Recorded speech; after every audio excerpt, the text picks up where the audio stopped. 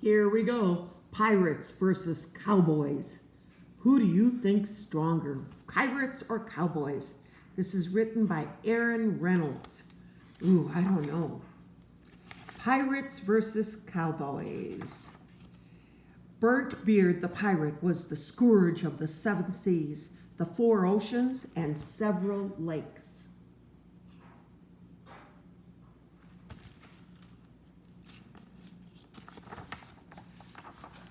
His scurvy crew had ransacked so many ships and pillaged so many villages that all their treasure had them riding low and slow. It was time to go ashore and bury the booty. Look how full the ship is. It's almost under the water. They have so many treasures.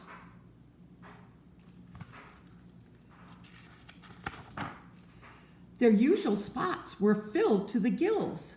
So those pirates went inland all the way to Old Cheyenne. Uh-oh. I bet that's where they meet the cowboys, in Old Cheyenne. Black Bob McGraw was the terror of the Wild West. His gang of rip-roaring rustlers was nastier than week-old chili and twice as gassy. You know why it's gassy? Because look at, they're eating chili. Chili makes you pass gas. I'm serious, it does. And when they weren't out causing mayhem on the open range, they made their roost in the town of Old Cheyenne. Uh-oh.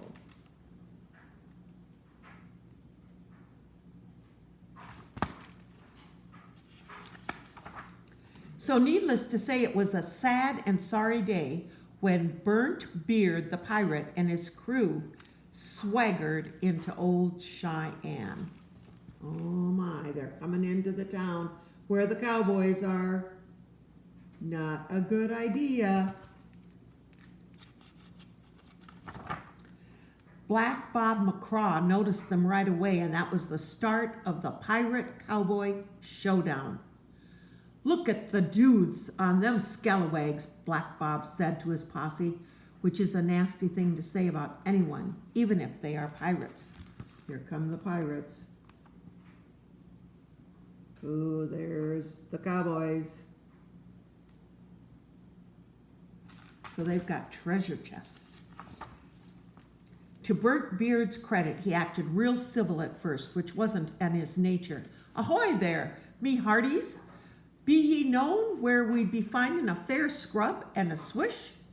Black Bob rode up real close to Burnt Beard. "What'd you call us, you yellow-bellied varmint?" was Black Bob's reply. "Why don't you mangy hornswogglers beat a trail of dust right back out of Old Cheyenne?" Burnt Beard tried again. "Ah, you bilge rats, be pointing us to some grub and grog, and we'll be kawalling the lot of ye."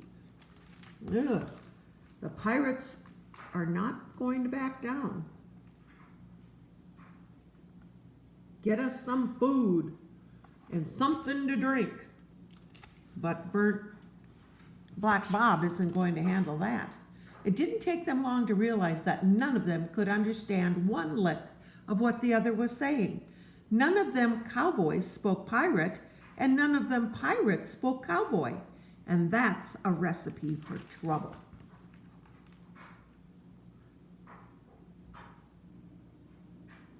Uh-oh. The more they talked, the madder they got. "Weigh anchor, ye swabs, or you'll be walking the plank and feeding the fish," Burnt Beard snarled. His crew grabbed for their cutlasses. See their cutlasses, the knives?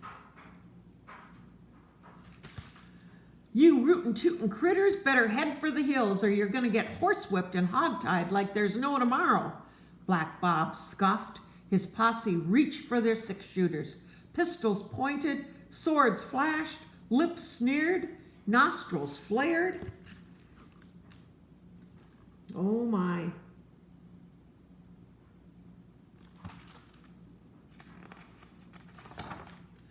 Things were just about to get ugly, as pirates, cowboys, and simple misunderstandings can when Pegleg High Noon rode into town. Peg Leg High Noon was the world's only pirate cowboy. Among the cowboys, he was right famous, like for his riding and roping. Among the pirates, he was legendary for his sailing and swashbuckling. He wore a 6-shooter on one hip and a cutlass on the other, and he was the only creature alive who spoke both pirate and cowboy. Oh, thank goodness, he might be able to answer their needs. See his trophies? And this whole book is about him, and that he can speak both languages. Peg Leg High Noon spotted the white knuckles of them pirates. He spied the firmly planted boots of them cowboys, and he knew that trouble was afoot. And Peg Leg High Noon did not like anybody causing trouble, except Peg Leg High Noon, that is. So here he sees what's ahead, and here's Peg Leg saying, I don't like trouble.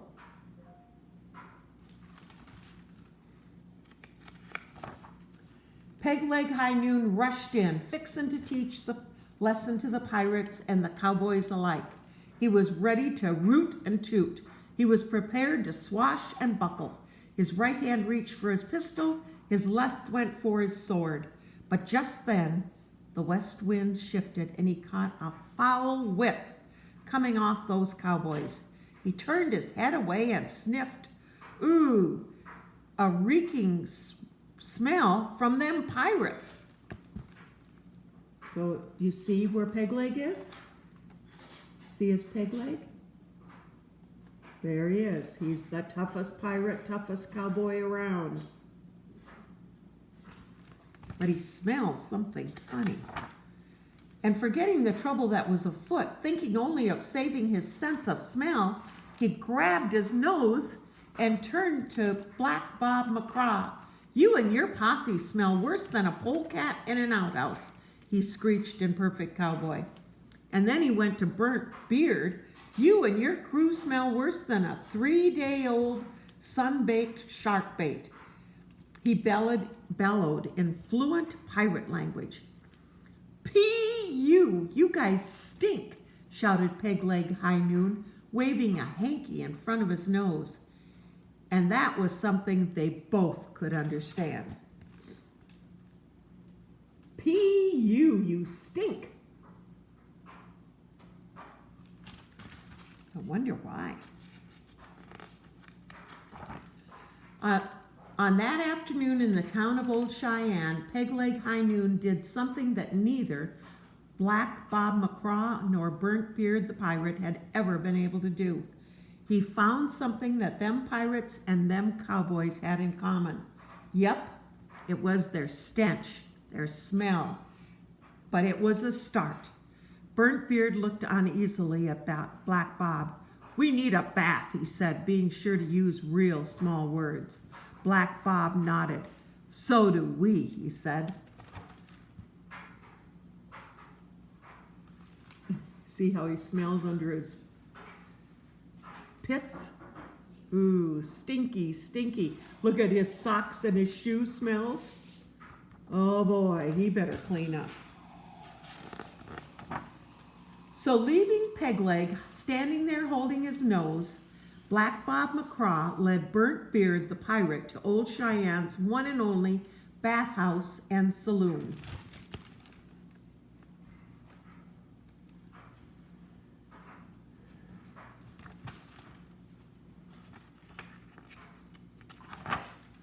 After a good soaping up, them squeaky clean cowboys poured them pirates foaming mugs of sarsaparilla. That's like root beer.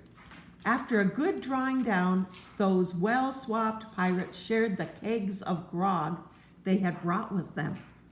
And the Old Cheyenne showdown between the pirates and the cowboys came to a peaceable and a sweet-smelling end.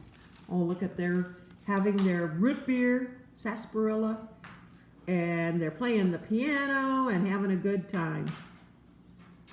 I wonder what'll happen next. Nothing, the end. So they decided to get along. Thank goodness.